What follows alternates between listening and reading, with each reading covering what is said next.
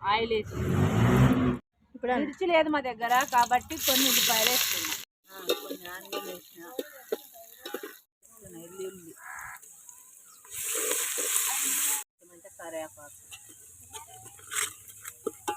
కిందాక కారం, బిర్యానీ ఆకు,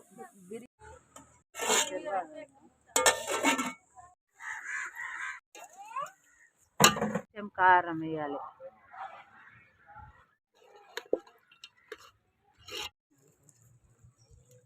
పొడి వేసుకోవాలి, పడే నీళ్ళు ఇది బాగా